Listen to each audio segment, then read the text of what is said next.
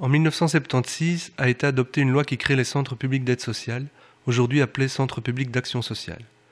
L'article 1er de cette loi stipule que toute personne a droit à l'aide sociale. Celle-ci a pour but de permettre à chacun de mener une vie conforme à la dignité humaine.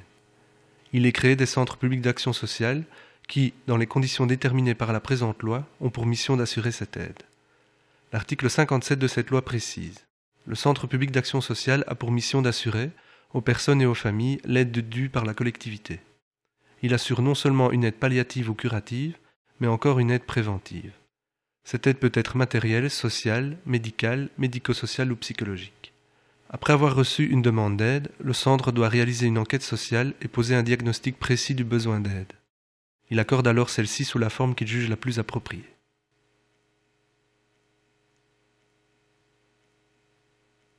La loi du 26 mai 2002, concernant le droit à l'intégration sociale, confie également au CPS la mission de garantir ce droit aux personnes qui disposent de revenus insuffisants et qui remplissent les conditions légales. Les montants de base du revenu d'intégration sociale octroyés sont 429 € par mois pour un cohabitant, 644 € par mois pour un isolé, 859 € par mois pour une personne ayant une famille à sa charge. Ceci est largement inférieur au seuil de pauvreté qui est de 777 € par mois pour un isolé. Le montant du revenu d'intégration sociale et les critères d'attribution sont fixés par l'État fédéral, qui prend en charge une partie du financement. L'autre partie est pour l'essentiel à charge de la commune.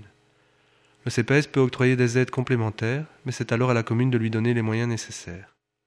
Chacun des CPS est géré, sous la direction de son président, par un conseil du CPS, qui fixe la politique locale et décide, conformément au règlement, de chaque aide octroyée. Comment cela fonctionne-t-il concrètement aujourd'hui en 2007 ? Les CPS garantissent-ils effectivement le droit à la dignité humaine ?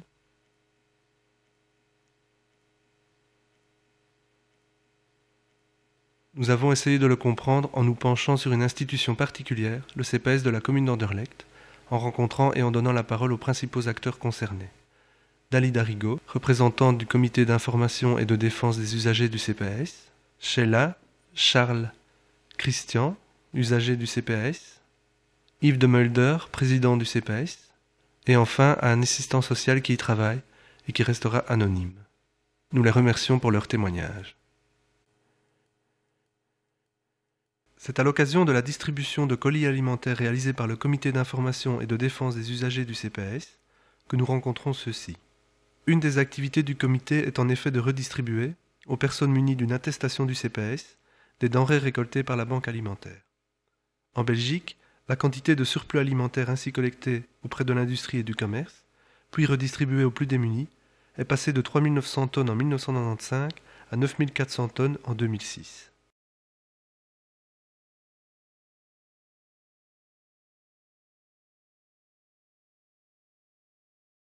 Dalida Rigaud, responsable du CIDM, le comité d'information et de défense des usagers d'Anderlecht. L'origine du CIDM, c'est le fait d'informer les gens d'abord de leurs droits et de leurs devoirs.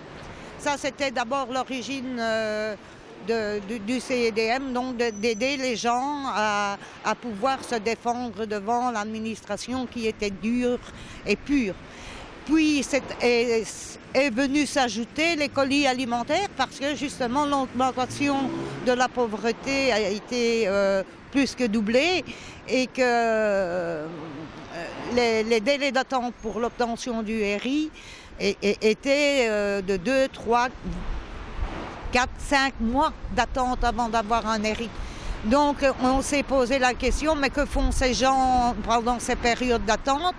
Et là, on a décidé avec le conseil du CIDM, bien sûr, de faire des colis de dépannage, des colis alimentaires.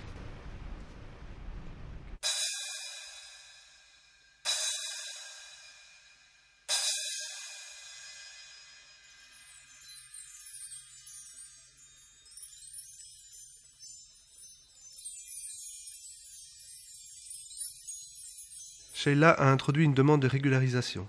Elle ne bénéficie pour le moment que de colis alimentaires. Elle a introduit une demande pour suivre des cours de français. Je suis brésilienne, j'avais 34 ans, je m'appelle Sheila et j'avais 2 enfants qui naissent ici et sont belges. J'ai rentré avec la demande de régularisation do artigo 93 et ça c'est bon. Et avec ça, ça marche ? Elle dit que oui, mais pour l'aide financière, elle dit que non. Ils ne vous ont pas permis d'avoir des soins payés par le CPS? Non, non. Et ils vous ont donné une raison? Elle dit que ma carte n'est pas valable. J'avais la carte et j'ai dit que j'avais un rendez-vous pour le 8 de décembre. Elle dit que maintenant, elle ne fait rien, qu'il va attendre la réponse de commune. Non. J'ai dit pour mon assistante sociale, c'est le monsieur. J'ai dit, cherche pour moi un cours de français, parce que je vais rester ici, j'ai besoin de parler français. Et ele deu un cours qui pour moi restait tous les jours. J'ai dit non, donne-moi un cours le soir, parce que bon, mon mari, il reste avec l'enfant. Parce que c'est difficile, comme je n'avais pas de l'argent pour payer garderie, un babysitting pour mes enfants. C'est ça le problème, je cherche un cours aussi de français. Et comment vous voyez votre avenir et celui de vos enfants? Comme ça va pas, c'est pas possible. J'avais espoir que ça va mieux, mais c'est pas facile.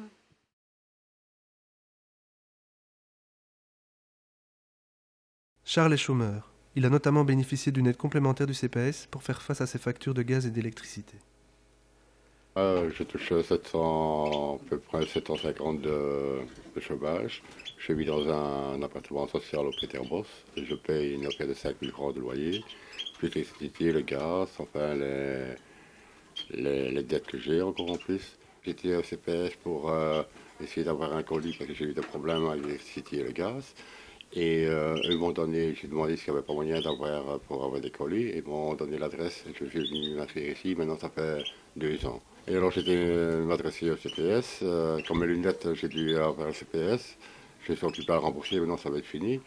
Mais bon, c'est grâce à ça que j'étais au CPS que j'ai connu ici pour avoir les colis et tout. Je suis tombé sur un assistant social très sympa. Il m'a aidé pour moi payer l'électricité en plusieurs fois parce que je devais quand même passer 1 000 euros d'électricité. Ils réclamaient la totalité directement. Ça fait qu'il a su arranger. Le CPS a payé 500 € la moitié de ce que je devais. Et moi, j'ai pu rembourser les 500 autres petit à petit, quoi, en petite mensualité, quoi.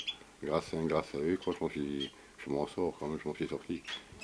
Alors maintenant, grâce à eux aussi, j'ai trouvé ici pour les colis, quoi. Bon, c'est pas, on ne reçoit pas des masses, mais enfin, c'est vrai que ça donne un coup de pouce quand même, ça aide beaucoup. Et comment est-ce que vous vivez votre situation? Ben, pas facile, quoi. Mais enfin, bon, je sais qu'il y a pire que moi, mais enfin, bon, ce n'est pas évident, surtout avec ce qu'on gagne et ce qu'on paye, on paye plus de ce qu'on gagne, quoi.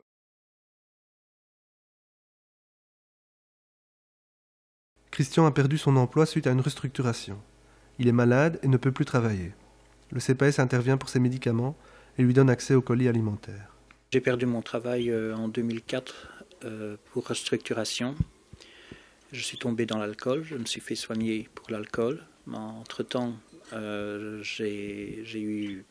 l'alcool m'a ruiné ma santé.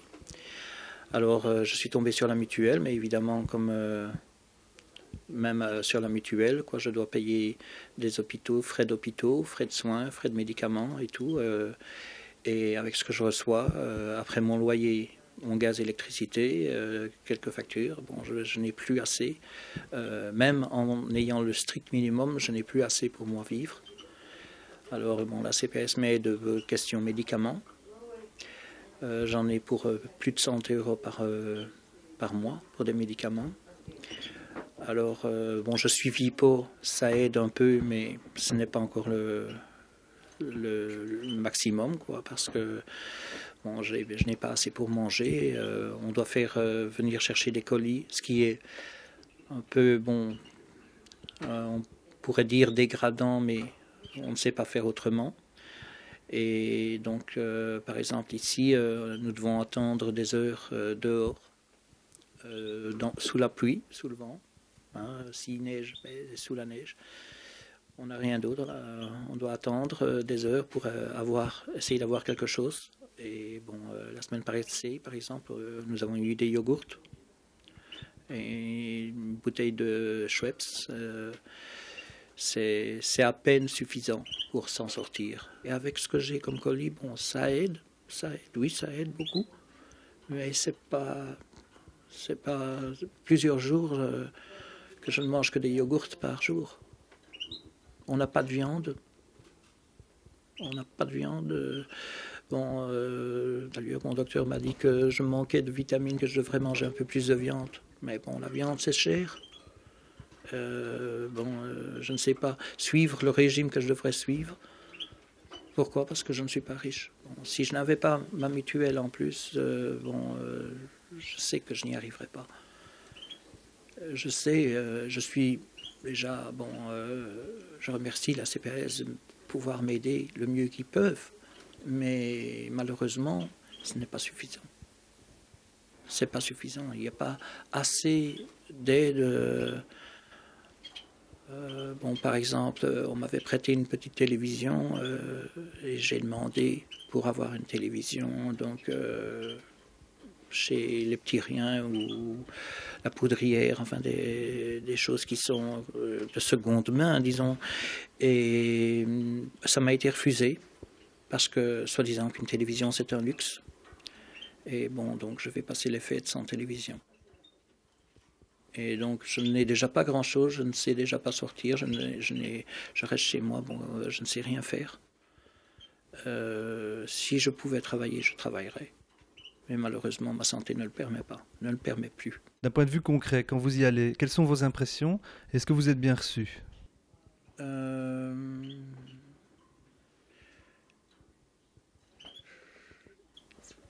Par exemple, ici à Anderlecht, question...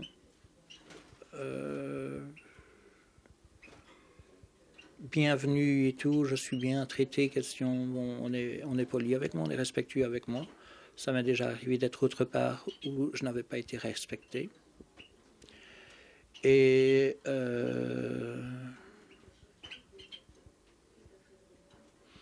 mais je ne pense pas, je pense qu'il y aurait d'autres choses à faire et qu'ils pourraient le faire.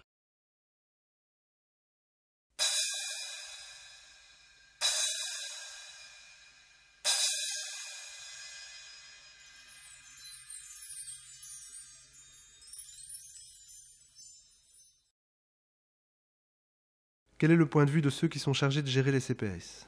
Nous avons rencontré Yves de Mulder, le président du CPS d'Anderlecht. Bon, je pensais vous demander, donc voilà, on est dans une situation où les allocations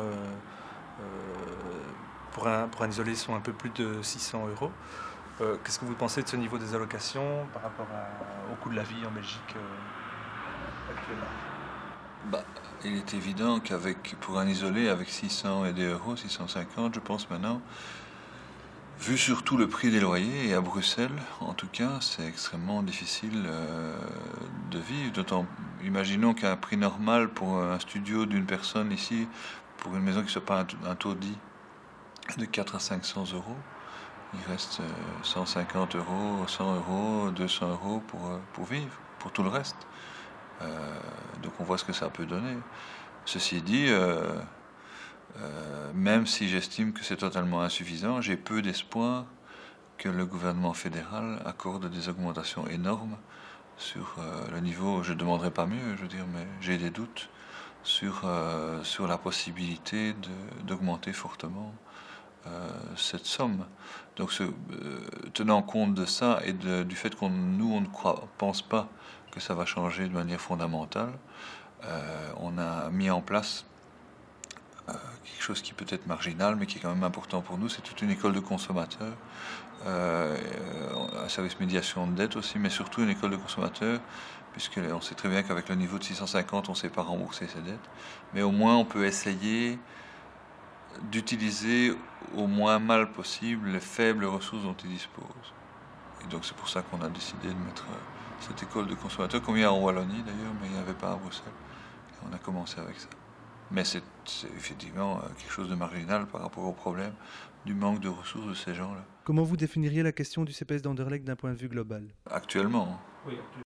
parce qu'elle a un lourd passé, je veux dire, mais il y a eu une évolution extrêmement positive, des gros efforts pour améliorer les locaux, d'énormes efforts, une augmentation de la surface phénoménale, de 1 à 10, je pense. Une augmentation du nombre d'assistants sociaux en 6 ans de 13 assistants sociaux à 60, donc c'est quand même important. Le personnel administratif suivant dans la même proportion. Donc un service qui est passé d'une vingtaine de personnes, le service social à plus de 120. Donc c'est quasiment multiplié par 6 depuis 6 ans, avec les locaux correspondants. Des organisations de travail et de l'accueil qui ont été tout à fait modifiées. Ces derniers temps, je veux dire quand même, et au début également, quand j'étais déjà président à ce moment-là, une volonté de faire participer le personnel au changement, surtout les assistants sociaux, qui ont tout à fait porté et travaillé avec les personnes qui ont été engagées pour changer l'organisation du service social, que ce soit au niveau de l'accueil, du traitement des données, enfin, de toute l'attitude que les gens ont et de la manière d'organiser les rendez-vous, les horaires. Enfin, tout ça a été changé fondamentalement depuis 1 an en tout cas, et avec la participation des assistants sociaux. Le problème, c'est que depuis des années où on essaye de faire des progrès, que ce soit en organisation, en nombre de membres du personnel, où on est arrivé à un sommet qu'on ne pourra plus dépasser vu les problèmes financiers de la commune, et au niveau des locaux, on est chaque fois rattrapé par le nombre de personnes aidées. C'est-à-dire, on était arrivé... Notre but, c'est d'avoir 100 dossiers par assistant social. Alors, ça ne veut pas dire grand-chose, mais c'était une règle qu'on s'était définie. On y est arrivé à un moment donné.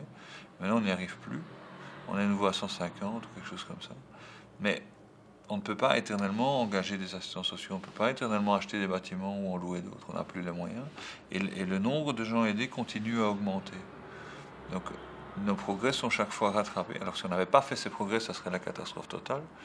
Mais nos progrès sont chaque fois rattrapés par l'arrivée des personnes aidées dans l'ouest de Bruxelles, c'est-à-dire en Dolec. Je pense que le nombre global de personnes aidées n'augmente pas à Bruxelles, je crois pas, mais je crois qu'à Dolec, on est passé à 6000 familles aidées d'une manière ou d'une autre, 6000 dossiers, alors qu'on était à 2000 il y a 6 ans avec une qualité d'aide qui était faible. Maintenant, on a augmenté très fort, mais on risque dans l'avenir, si ce mouvement continue, à de nouveau diminuer la qualité de notre aide par la possibilité en temps. Parce que maintenant, on est vraiment coincé au niveau du nombre de membres du personnel. On ne pourra pas aller plus haut pour des raisons d'assainissement budgétaire globaux de la commune ou de la région. Et donc, on est dans une grande difficulté. On essaye de réorganiser au maximum les services pour tenir le coup malgré tout. Et quand même ne pas donner un mauvais service aux usagers. Mais c'est pas facile, quoi. Bon, il faut savoir qu'on a bien réorganisé les services. On avait un taux d'absentéisme il y a 2 ans de 40% d'assistants sociaux, ce qui est assez énorme, mais qui est classique pour les assistants sociaux dans les CPS qui ont une vie très dure. Et on était passé ces derniers mois à 2-3%. Donc, vu que leur participation au processus du changement, ils sont quasiment plus malades. Mais seulement maintenant, je pense qu'on va revenir en arrière, vu l'augmentation de la charge de travail qui continue à augmenter. On risque de retomber, en plus du fait qu'on a de plus en plus de dossiers par assistant social, à des assistants sociaux qui tombent malades, et donc la charge qui augmente encore plus sur ceux qui restent. Et on risque de retrouver une situation passée, non pas par mauvaise volonté ou par mauvaise organisation, mais par augmentation de la charge de travail, qui est très importante. Et il faut savoir qu'on est passé de 89 000 habitants à 100 000 habitants en 5 ans, en 6 ans, et que les gens qui sont venus habiter en Dolec faisaient partie des gens susceptibles d'être aidés par le CPS ou au chômage, vu le faible prix des loyers par rapport au reste de la région bruxelloise. Et peut-être pour d'autres raisons encore, mais il faut savoir que les propriétaires en Dolec réagissent non pas en augmentant très fort les loyers, mais en diminuant la surface des logements. Ils font d'un appartement, ils en font 2. Ce qui fait qu'ici, au foyer en Dolectois, on voit de plus en plus de gens qui vivent dans une pièce à 7, 6, mais ils payent 400 €. Ils savent se le payer. Ils ne savent pas aller ailleurs. Ils viennent à Anderlecht, mais ils vivent seuls, tous dans la même pièce, avec un WC sur le palier pour 4 appartements. C'est la catastrophe. Hein, je veux dire. Et les gens arrivent, hein, et ils vont au CPS. Et on est complètement noyés. La grosse question à Anderlecht est la question des délais pour obtenir une réponse à une demande d'aide. Oui, donc on est arrivé de nouveau avec la réorganisation à être en dessous du délai de 30 jours. Ça n'a pas été le cas pendant des années, mais on a décidé de privilégier les revenus d'intégration et les équivalents, et les aides médicales. Pour le reste des aides, on est au-delà. Mais on est obligé d'être dans le délai uniquement pour les RI, revenus d'intégration et équivalents. On est arrivé à le faire. On revient vers les 30 jours. On était à deux semaines et demie, 3. On revient petit à petit vers les 30 jours. Je crains que si on continue à évoluer comme ça avec le nombre de personnes aidées, le nombre d'illégaux qui augmente, qui nécessite aussi des dossiers. C'est pas des RI, mais il y a beaucoup d'illégaux qui arrivent à Anderlecht. Beaucoup de cas à traiter parce qu'on a 3 hôpitaux sur le territoire et qui viennent à Erasmus, qui viennent à Bracops et qui viennent à Sainte-Anne. Ça augmente le nombre de dossiers, ça augmente le... Et je crains qu'on redépasse. On ne s'est pas réorganisé éternellement. Je veux dire, il y a un moment donné où 10 personnes en plus, mais 10 personnes en plus, il faut bien les traiter et ça va retarder les autres dossiers. Donc je ne sais pas de quoi sera fait l'avenir et si on va continuer à augmenter le nombre de personnes aidées, mais si ça continue, on va redépasser les délais. Et je ne sais pas qu'est-ce qui pourrait faire et quelle organisation et quelle volonté et que ce soit puisse faire qu'on y arrive.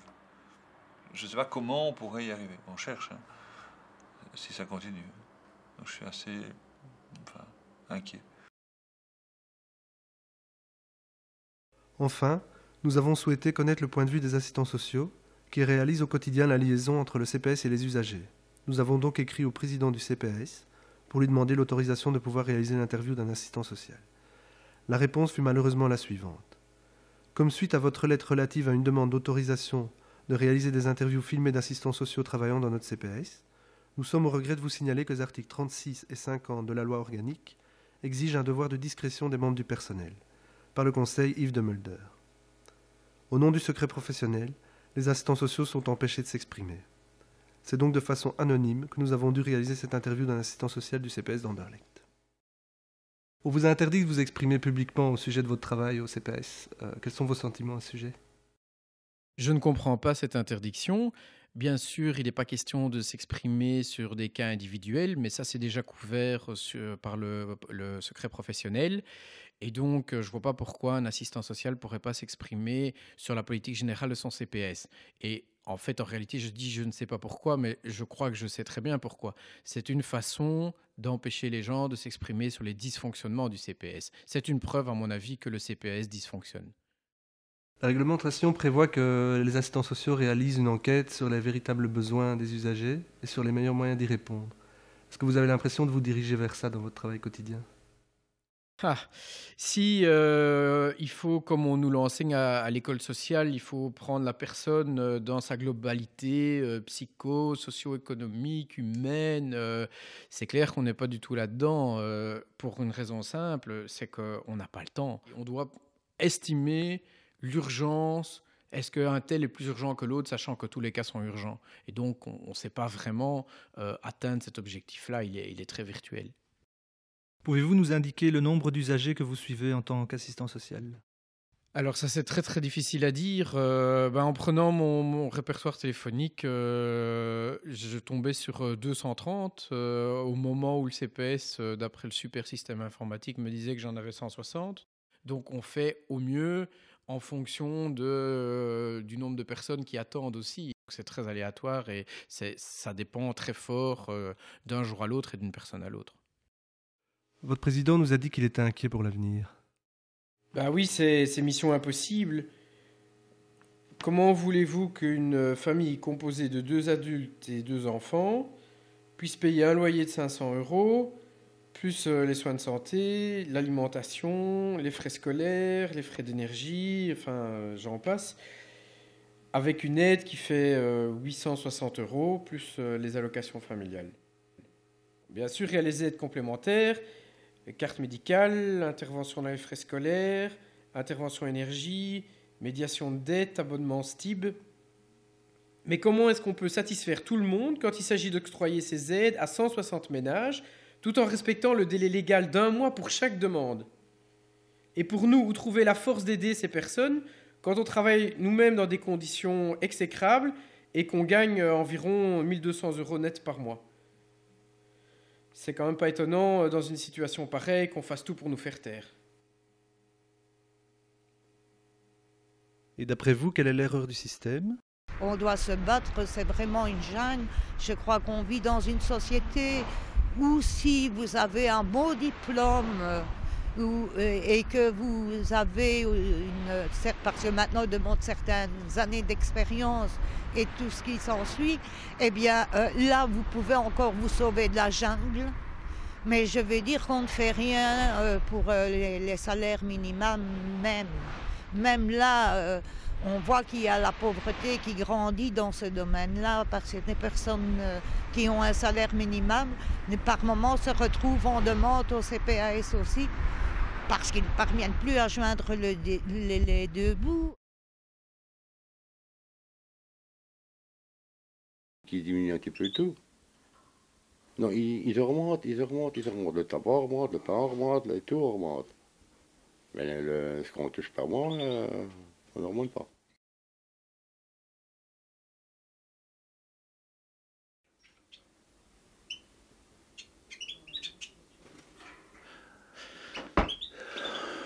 À mon avis, les grands patrons veulent toujours avoir plus au détriment des petits.